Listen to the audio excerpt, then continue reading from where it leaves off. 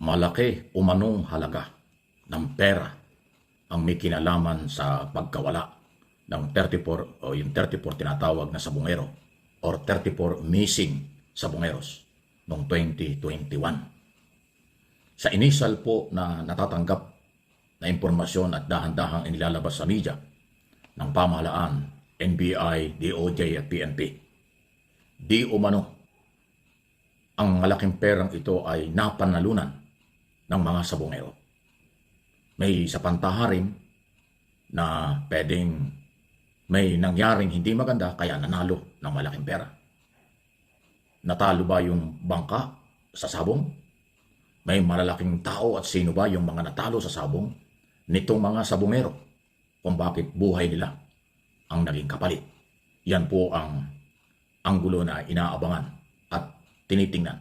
Actually, marami pong issue, maraming sinisilip na mga posibleng dahilan kasi hindi po mangyayari na sabay-sabay mawawala ang 34 na mga sabungero kung walang malaking tao at kung walang malaking perang involved. Usually sa mga sabungan, isa, dalawa lang ang yung nagkakaroon ng problema after ang sabong kasi ang sabong ho ay talagang mano-mano. Malakihan po ang isabong. Milyon-milyon po talaga ang pinagtatalo ng pera dyan. Kaya ang investigasyon na gagawin mula sa mga financer, operator, mga sabungero, security guard, may-ari ng venue, lahat po yun sasailalim sa masinsinang investigasyon. Noong 2021, nagkaroon po ng initial investigation dyan pero nawala. Sa kung anong dahilan, hindi rin natin alam. Yun din ang inaalam ngayon ng gobyerno, bakit noong 2021 walang nagpursige na seryosong investigasyon sa kabila ng 34 na buhay ang pinag-uusapan. Ang malaking tulong nga po, katulad ng sinabi ko doon sa isang video natin, ay yung isa di umanong security guard ang lumutang at nagiging testigo na ngayon ay nasa ilalim na ng proteksyon ng pamahalaan na nagsasabi kung ano ang kanyang impormasyong nalalaman. Pero hindi pa ho sapat yun ang pagkunan dahil security guard yun.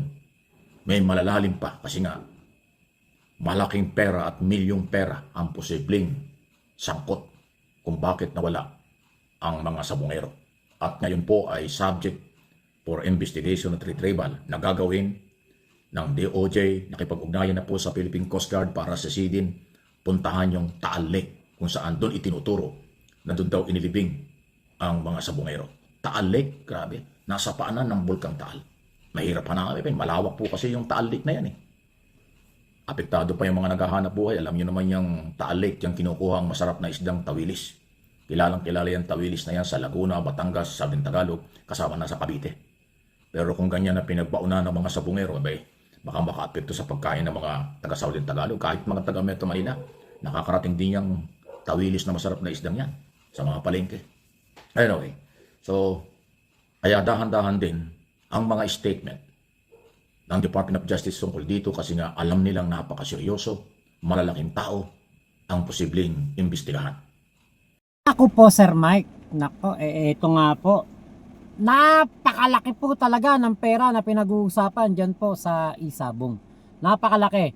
At galing po mismo kay Atong Ang na ito pong Isabong ay kumikita po ng 1 to 2 billion isang araw. So more or less 60 billion a month ang kinikita po nito. Kaya po talagang, 'di ba, may kasabihan nga, money is the root of all evil. Kaya po marami ang nagtatangka, marami ang gusto na makapenetrate, maklone, ano tawag ito, mapirata ang ginagawa po na Isabong ni Atong Ang, 'di ba? Napakalaki po talaga ng pera na pinag-uusapan dito sa Isabong. Kaya po umabot sa punto na yung pong mga nanyunyope, yung tinatawag na yung nagbibigay ng chicken na na patalo, yan po yung kanilang kinakalaban diyan. Yan po yung kanilang kumbaga pinupuksa kasi nga po hindi po tama 'yon. 'Di ba? Dapat patas, kahit na ito ay labanan, dapat patas po ang ilalaban mo diyan na fried chicken. Ngayon, ito pong issue sa pera, 'di ba? Kung ikaw talaga ay gagawa ng katarantaduhan doon pa lang katarantaduhan, doon pa lang sa loob ng sabungan. Ay talagang sabi ko sa iyo, nakakita po ako ng ano diyan yung nagpalit ng damit. Meron kami dating napuntahan nung dating nag-aano ako, dating nagsa-sideline ako na taga-buhat ng ng mga panabong. Merong nagpalit ng damit. Alam ko meron nagpalit ng damit doon hindi ko alam yung tunay na istorya kung ano talaga nangyari. Pero ang pinakabuod, merong nagpalit ng damit. Ngayon yung nagpalit ng damit, nandun pa rin sa loob ng sabungan, umikot lang, parang lumipat lang ng pwesto. Naalala siya. Ay, sabi ko sa inyo, talagang maya-maya lumalabas May may nag-escort na parang security guard Hindi na makikilala. Doon pa lang yun sa loob pa lang po ng sabungan yun. What more pa kaya kapag sa labas na, kapag inaksyonan na. 'Di ba? Na umabot na nga po sa punto na katulad po niyan, meron pong mga sabungero, 'di ba, na hanggang ngayon po ay hindi po masolve ang kaso.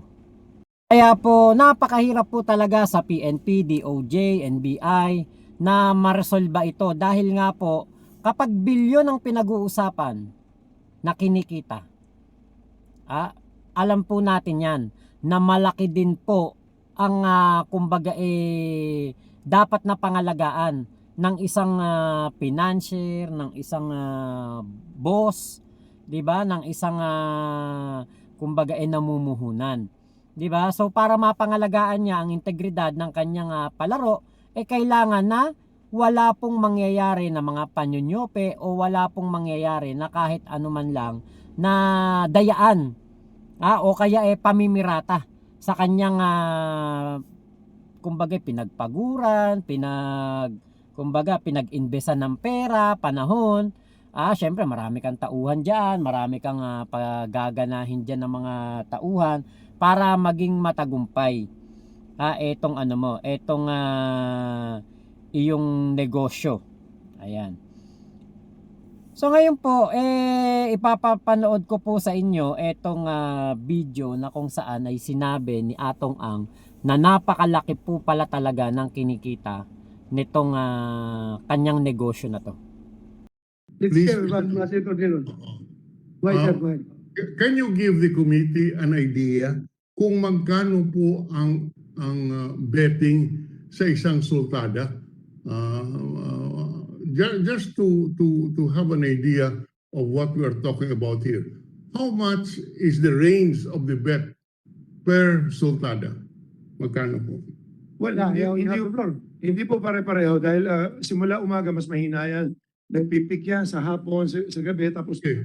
On the average lang po, on the minimum and maximum, Mr. Ang. Well, every day, mga 1 to 2 billion every day. 1 to 1 billion to 2 billion a day. 1 billion to 2 billion a day. Kumukuha lang kami ng 5% dyan. 2% binibigay namin sa master agent. 1% para... Teka po, isa-isahin natin dahil ako po hindi sanay dito. Although lumaki po ako sa aming bayan sa Iloilo, marami pong sabong but I have never been familiar with it. So you're saying, bawat araw, 1 billion hanggang 2 billion ang betting. Tama po ba yan? Yes, Your Honor. To 2 billion? Is this per day, sir? Per day, Your Honor. Per day? Per day. Okay, 1 to 2 billion. Masyado pong, approximately, can we say 1.5 billion on the average per day? Gross bets, tama po ba yun? But depende rin kasi sa sa araw-araw kasi malakas lang po pag Friday, Saturday.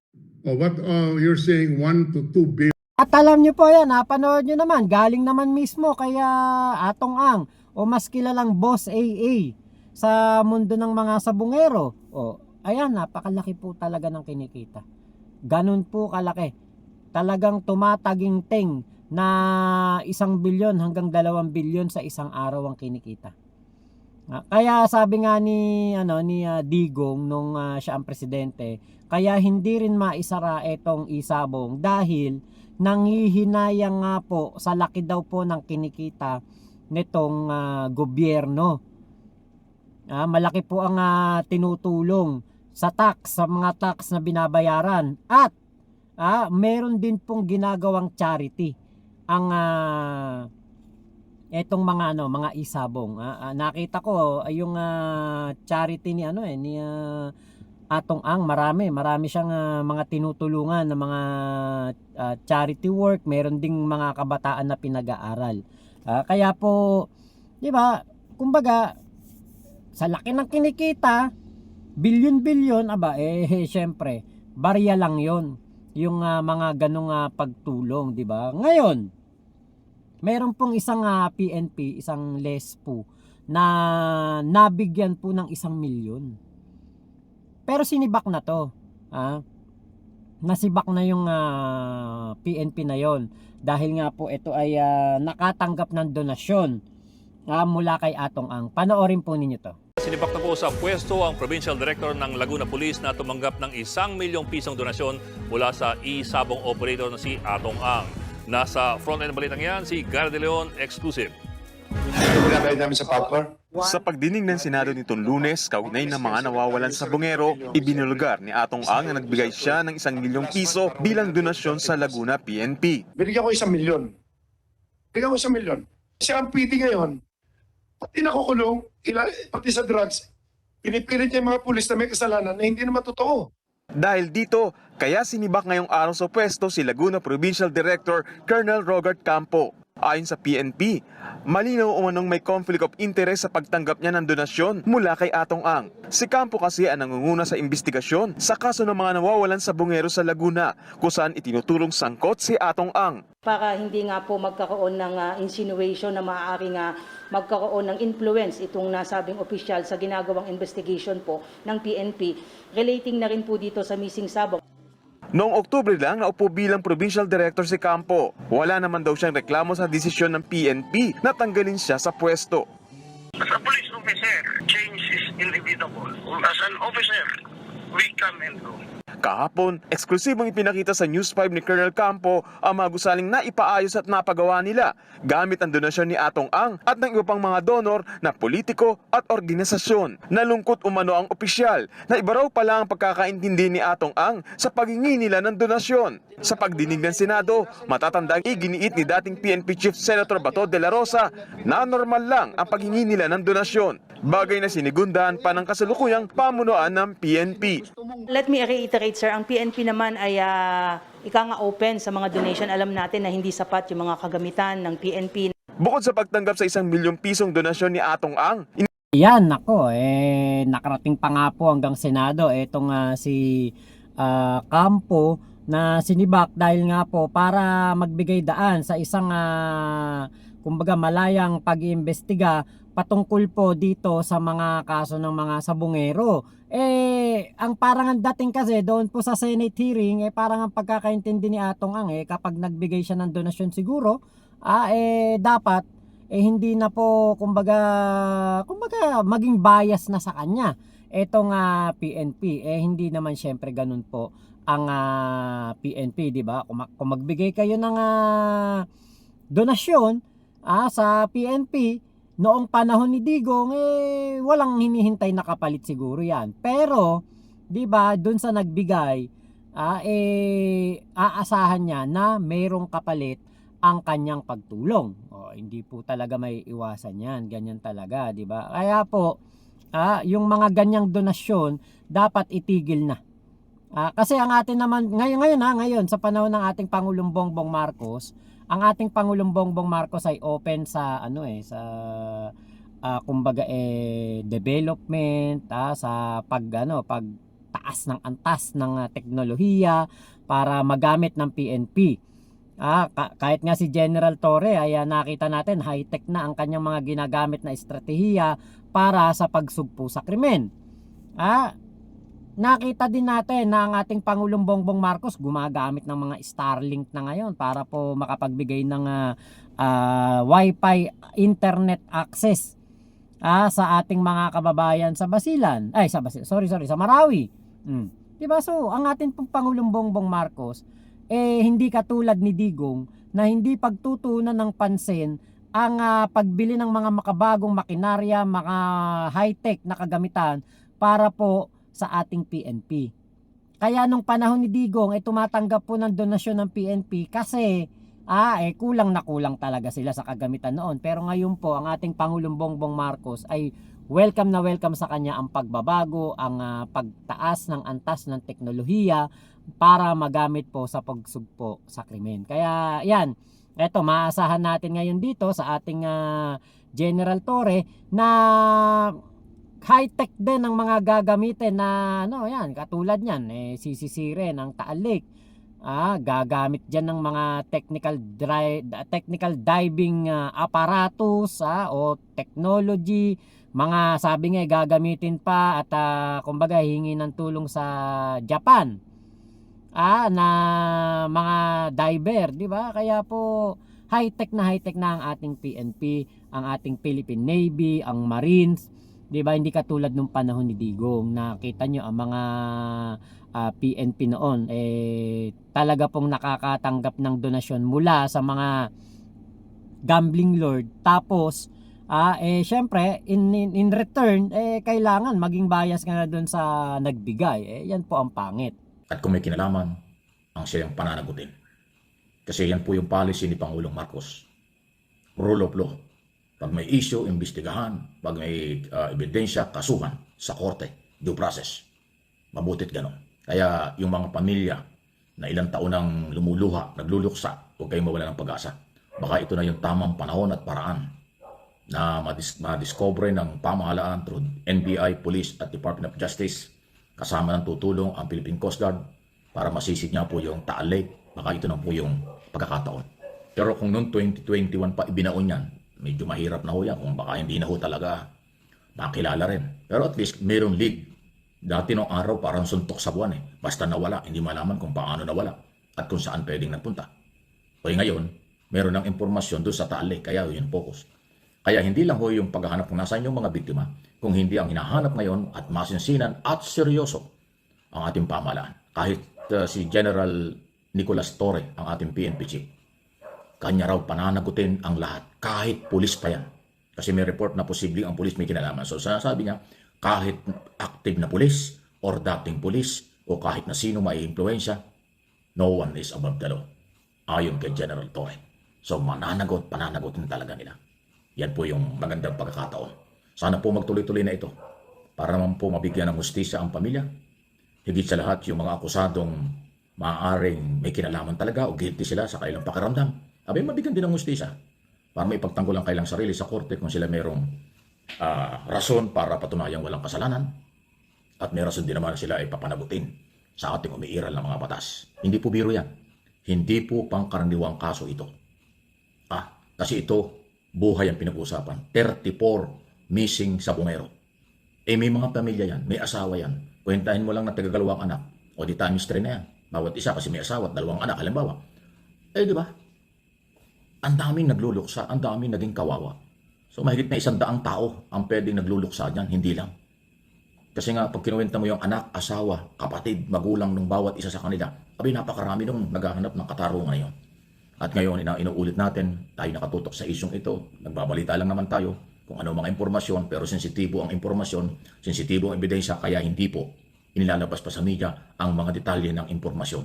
Kasi sensitibo. Kailangan ma-identify, kasuhan bago huliin. Pero meron ng lead, meron ng sinasabi ang mga otoridad. Big time, malaking tao, ma-impluensya. At inaamin na nga ni Secretary Remulla. Hindi ganun kadali. Banggain daw yung mga taong yan, kung sino man yan. Secretary Remulla, ipakilala mo na ikaw isang kabitenyo. Matapang ang kabitenyo. Kapag pagpapatupad ng batas ang pinag-usapan ay dapat panindigan mo talaga yan. Katulad ng ginagawa ni General Torre na kahit sino kanya doon pananagutin. Active o retiradong pulis pagsangkot yan. Ay mayroong malaking kinakaharap sila. Ayan po ang update sa isyong hindi pang karaniwan. Actually, sensitibong issue po yan. Good luck sa mga otoridad. Justice for all. Katarungan para sa naging biktima. Katarungan din sa mga posibleng maging suspect na sila ay dapat pakinggan din para ang kailang panig ay kanilang may pagtanggol. So, salamat po Sir Makabe sa inyo pong video na ating pinresenta ngayong gabi na ito. Ngayon po, ito pong si Atong Ang hindi po talaga makakaligtas sa isipan ng mga netizen na may kinalaman siya sa mga sabungero, lalo pa at napakalakas niya kay Digong. Napakalakas po niya kay Digong. Abay, kinuha pa po siyang advisor o tauhan ni Digong noong ito po ang presidente. Umingi ng tulong si Digong dito kay Atong Ang para maayos ang problema sa PCSO at para mapataas ang revenue ng PCSO. So ano ang naging solusyon? Yun nga po, ang paglalagay ng mga isabong. Magandang suhestyon, kikita gobyerno, kaya lang nga po, kita naman natin kung gaano po kalaking perwisyo ang dala nitong mga ganitong sugal sa buhay ng mga Pilipino at lalong-lalo na po doon sa mga sabungero na hanggang ngayon po ay hindi po maresolba ang kaso. So ito po yung Senate hearing appearance nitong si